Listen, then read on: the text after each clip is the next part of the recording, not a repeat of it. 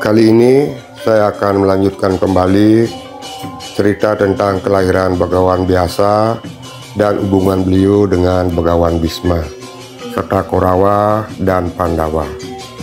Pada cerita terakhir di video yang sebelumnya diceritakan, Sang Durgandini bekerja sebagai pendayung perahu di Sungai Yamuna, yang mana bertujuan suatu saat agar bisa bertemu dengan seseorang yang mampu menghilangkan bau amis yang ada pada tubuhnya, dan orang itu akan dijadikan sebagai suami jika mampu melakukannya. Dan diceritakan ada orang suci yang bernama Begawan Parasara, yang merupakan putra dari Begawan Sakri dan merupakan cucu dari Begawan Wasista. Beliau sedang berdiri di pinggir Sungai Yamuna dan beliau ingin menyeberangi Sungai Yamuna.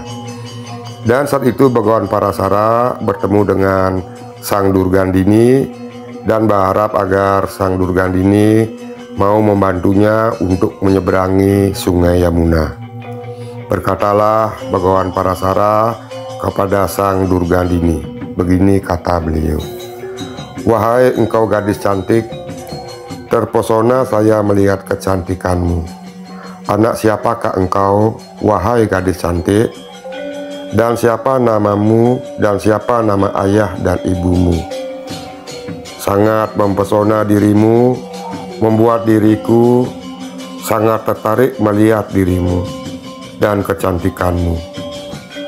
Jika engkau telah memiliki seorang suami, betapa teganya suamimu membiarkan gadis cantik dirimu harus bekerja mendayung perahu di Sungai Yamuna, seakan-akan tidak memiliki rasa kasih sayang terhadap dirimu dan sangat menistakan dan tidak menghargai dirimu." Begitulah perkataan Begawan Parasara kepada Sang Durgandini. Lalu Sang Durgandini menjawab pertanyaan Begawan Parasara. Begini kata Sang Durgandini: "Angge Sang Maharsi, saya adalah anak Sang Dasabala, dan ayah saya menyuruh agar saya bekerja mendayung perahu di Sungai Yamuna, yang mana agar saya bisa bertemu dengan orang yang akan menyeberangi Sungai Yamuna, dan jika memiliki kemampuan saya akan memintanya untuk menghilangkan bau amis yang ada pada tubuh saya."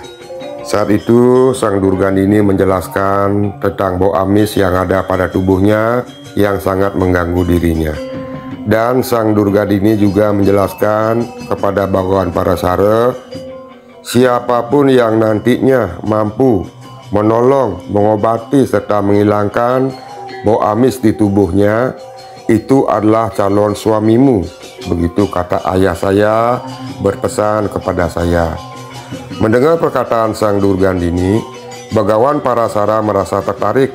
Berkatalah beliau kepada Sang Durgandini, yang saat itu mereka sedang berada berdua, sudah berada di dalam perahu untuk menyeberangi Sungai Yamuna. Begini kata Begawan Parasara: "Wahai engkau gadis yang cantik, sungguh sangat beruntung. Kalau begitu, sekarang aku akan menghilangkan bau amis yang ada pada tubuhmu." Lalu dieluslah tubuh Sang Durgandini oleh Begawan Parasara. Seketika tubuh Sang Durgandini mengeluarkan aroma harum dan bisa tercium hingga 100 yojana. Dan karena keharuman itu, Sang Durgandini diberikan sebuah nama oleh Begawan Parasara, yaitu bernama Sang Sayujana Gandhi. Seperti janji Sang Durgandini akan menjadikan orang yang bisa menyembuhkan dirinya sebagai suami, apalagi saat itu Begawan Parasara sudah jatuh hati kepada Sang Durgandini. Akhirnya mereka berdua melakukan hubungan intim sebagai suami istri. Sedangkan perahu yang mereka pakai kajapo atau dimantrai, sehingga menjadi pulau kecil di tengah Sungai Yamuna, dan juga diselimuti oleh kabut yang tebal sehingga tidak akan terlihat oleh mereka yang berada di tepi Sungai Yamuna. Di sanalah tempat beliau bersenggama. Entah berapa lama mereka berdua berada di sana, amillah Sang Sayujana Gandhi. Mengenai cerita saat Sang Sayujana Gandhi melahirkan putra dari kehamilannya dengan Begawan Parasara, begitu lahir hanya beberapa saat sudah berwajah tua, dalam artian bukan saja tubuh dan wajah beliau, namun juga sangat mahir dan pintar mengucapkan dan melantunkan puja mantra beserta berbagai pelaksanaan upacara, menguasai mantra-mantra yang ada di dalam Weda. Dan diceritakan saat beliau lahir adalah lahir dari wajah, itulah sebabnya beliau diberikan nama Begawan Biasa. Dan beliau juga lahir pada sebuah pulau. Semua yang mendasari beliau atau kelahiran beliau, makanya beliau diberikan nama yaitu Begawan Biasa oleh ayah beliau yaitu Begawan Parasara. Dan ini kemungkinan adalah bahasa perumpamaan yang mengandung filosofi seperti lahir dari wajah dan berada di sebuah pulau dan langsung tua. Itu menjelaskan, mungkin itu menjelaskan sesuatu dengan bahasa kiasan. Setelah Begawan Biasa lahir, lalu Begawan Parasara pergi meninggalkan Sayujana Gandhi. Dan Sang Sayujana Gandhi kembali menjadi seorang gadis karena diberikan anugerah oleh Begawan Biasa. Begawan Biasa akhirnya menjadi orang yang sangat dihormati baik dari kalangan orang suci maupun oleh para raja. Karena kelahiran Begawan Biasa dikatakan sebagai kelahiran yang utama dan merupakan titisan dewata. Apakah hubungan Begawan Bisma dengan Begawan Biasa? Pada cerita pada video saya yang sebelumnya yang berjudul Cerita Dewi Gangga Kena Kutuk bersama Sang Astabasu, yang menceritakan saat Dewi Gangga menerima kutukan di saat kain bawah beliau tersingkap oleh hembusan angin yang sangat kencang ketika para dewa menghadap kepada Dewa Brahma. Semua dewa pada saat itu menunduk, hanya Sang Mahabima yang berada salah satu di antara para dewa menoleh dan memandang ke bagian tubuh Dewi Gangga yang tampak akibat kain bawahnya yang terangkat oleh hembusan angin. Sehingga Sang Mahabima dikutuk oleh Dewa Brahma menjadi manusia dan akan menjadi suami dari Dewi Gangga. Dan menjelmalah Sang Mahabima menjadi Raja Santanu, anak dari Raja Pratipa yang merupakan keturunan Wangsa Kuru. Saat itu Dewi Gangga bertemu dengan Astabasu yang juga kena kutukan dari Begawan Wasista karena mencuri lembu beliau yang bernama Sang Nandini. Dan yang menjadi perencana dalam peristiwa itu adalah Sang Prabata, merupakan salah satu dari Astabasu. Ketika Raja Santanu menikah dengan Dewi Gangga dan membuat sebuah perjanjian agar Raja Santanu tidak menghalangi segala perbuatan yang dia lakukan, dan jika sampai melanggar maka akan ditinggalkan oleh Dewi Gangga. Dan ketika lahir 7 orang Astabasu, dan semua saat baru lahir dibuang oleh Dewi Gangga ke Sungai Gangga, karena merupakan perjanjian Astabasu dengan Dewi Gangga agar Astabasu tidak lama menjadi manusia, sehingga saat lahir diminta agar segera dibunuh dan dibuang di Sungai Gangga. Dan saat Prabata lahir dan akan dibuang ke Sungai Gangga, saat itulah dihalangi oleh Raja Santanu yang menyebabkan Dewi Gangga pergi meninggalkan Raja Santanu dan membawa anaknya yang merupakan titisan Sang Prabata dan akhirnya bernama Sang Dewa Brata atau yang juga bernama Begawan Bisma, yang dididik oleh Begawan Ramaparasu sehingga memiliki kesaktian yang luar biasa. Kemudian diceritakan kembali ketika Raja Santanu pergi berburu melihat aliran Sungai Gangga yang surut, maka beliau berusaha mencari penyebab surutnya air Sungai Gangga. Dan setelah beliau cari, ternyata disebabkan oleh seorang anak kecil, dan saat itu Dewi Gangga muncul.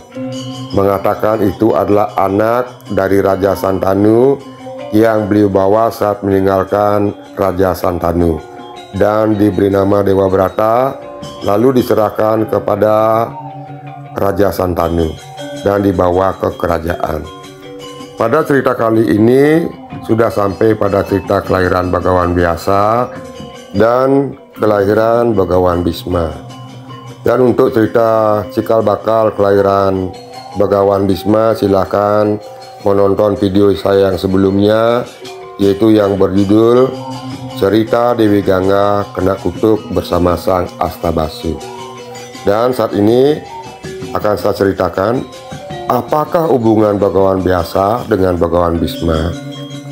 Diceritakan saat Raja Santanu berwisata ke Sungai Yamuna karena mendengar berita dari orang-orang yang mengatakan ada bau wangi seperti bau wangi sari bunga tunjung yang ditiup angin di kala mekar, dan aromanya sangat harum namun tidak menyengat, yang seperti merangsuk ke dalam jiwa. Sesampainya Raja Santanu di Sungai Yamuna, dan ternyata benar seperti yang dikatakan orang-orang pada beliau, akhirnya beliau mengikuti arah datangnya bau harum tersebut, dan akhirnya beliau bertemu dengan Sayo Jano Gandhi yang dulunya bernama Durgandini. Ternyata sang Sayo Jano Gandhi adalah sumber dari aroma harum tersebut, dan terlihat kesempurnaan tubuh dan kecantikan sang Sayo Jano Gandhi oleh Raja Santanu, yang menyebabkan Raja Santanu jatuh hati melihat kecantikan dan tubuh daripada sang Sayo Jano Gandhi, dan beliau ingin memiliki sang Sayo Jano Gandhi. Lalu Raja Santanu bertanya kepada sang Sugandini, dan sang Sugandini atau sang Sayo Jano Gandhi menjelaskan kalau dirinya adalah putri dari seorang bendego atau nelayan yang bernama Dasapati atau Dasabala. Segeralah Santanu mencari sang Dasabala yang merupakan pemimpin nelayan penangkap ikan. Karena Raja Santanu berkeinginan membeli anak dari Dasabala dengan emas, perak, ataupun dengan permata. Seperti itulah tujuan dan keinginan Raja Santanu agar bisa membeli Sayo Jano Gandhi dengan emas, perak, dan permata. Di saat bertemu dengan Dasapati dan menyampaikan maksud serta tujuan beliau untuk membeli sang Gandawati yang nama lain dari Sayo Jano Gandhi, dijawablah oleh Dasapati perkataan dari Raja Santanu. Begini jawaban sang Dasabala. Maaf Ratu, sang Prabu, bukan emas, bukan perak atau permata yang saya inginkan, yang dijadikan untuk membeli atau mendapatkan anak saya, sang Gandawati. Namun jika Paduka Raja memang benar-benar menyukai, menginginkan untuk bisa mendapatkan anak saya, sang Gandawati, hanya kesetiaan Paduka Raja yang harusnya dipakai sebagai sarana membeli anak hamba. Bagaimanakah menurut Paduka Raja mengenai hal itu? Sang Gandawati agar Paduka Raja jadikan sebagai permaisuri, dan anaknya agar dijadikan raja untuk menggantikan kedudukan Paduka Raja nantinya. Dan putra Paduka Raja sang Bisma agar tidak dijadikan menjadi raja, walaupun beliau adalah sebagai putra pertama yang lebih berhak untuk menjadi seorang raja. Jika Paduka Raja bersedia memenuhi keinginan saya, maka saya akan serahkan sang Gandawati kepada Paduka Raja. Seperti itu perkataan sang Dasapati kepada Raja Santanu, yang menyebabkan rasa sedih pada hati beliau setelah mendengar perkataan sang Dasabala, karena Raja Santanu sangat menyayangi putra beliau, yaitu sang Dewa Brata atau Bisma, dan beliau sangat ingin nantinya kedudukan beliau sebagai raja digantikan oleh Dewa Brata. Dan saat ini sang Dasabala tidak bersedia jika anaknya dibeli dengan perhiasan, dengan harta. Akhirnya Raja Santanu kembali ke kerajaan, namun hati beliau terus terpaut kepada sang Gandawati. Tak ada keinginan beliau pada wanita lain, hanya pada sang Gandawati. Menyebabkan beliau tidak bisa berpikiran yang jernih, tidak bisa tidur, dan tidak bisa menjalankan kewajiban dan swadharma beliau sebagai seorang raja dengan baik, karena kesedihan yang beliau rasakan di dalam hati. Dan Dewa Brata mengetahui apa yang menjadi atau yang menyebabkan ayahnya seperti itu. Akhirnya beliau pergi menemui sang Dasabala dan diiringi oleh para menteri beliau untuk meminta sang Gandawati yang akan dinikahkan dengan ayahnya dan akan diangkat sebagai permaisuri Raja Santanu. Saat bertemu dengan Dasabala, Dewa Brata berkata, begini kata beliau, "Wahai sang Dasabala, seperti perkataanmu yang terdulu kepada ayah saya, dan sekarang dengarkan kata-kata saya yang dengan sungguh-sungguh tanpa kebohongan. Nantinya hanya putra dari Gandawati yang berhak menjadi raja, dan saya selamanya tidak akan menjadi seorang raja." Lalu dijawab oleh sang Dasapati, "Baguslah kalau begitu, kalau benar Paduka benar-benar tidak menginginkan untuk menjadi seorang raja. Tetapi bukankah nantinya putra Paduka akan menjadi raja dan akan melanjutkan di masa yang akan datang?" Kembali berkata sang Dewa Brata, "Uduh engkau sang Dasabala, dengarkan kata-kataku yang kuucapkan dengan sungguh-sungguh. Bukan hanya kerajaan saja yang akan aku tinggalkan. Menginginkan seorang perempuan pun juga akan aku tinggalkan. Dari sekarang, aku akan melaksanakan Sukla Brahmacari. Jika aku sudah melaksanakan Sukla Brahmacari, bagaimana mungkin aku bisa memiliki seorang anak?" Setelah mengucapkan kata-kata seperti itu, terdengarlah suara, yaitu suara sabda dari dewa oleh sang Dewa Brata. Adapun bunyi suara tersebut seperti ini, "Bisma, namamu yang berarti janji, yang nantinya akan ditakuti oleh para kesatria. Karena tidak ada kesatria yang mau meninggalkan keagungan dan kejayaan." Seperti itulah sabda dewa yang didengar oleh sang Dewa Brata. Semenjak itu sang Dewa Brata bernama sang Bisma. Lalu diserahkanlah sang Gandawati kepada sang Bisma.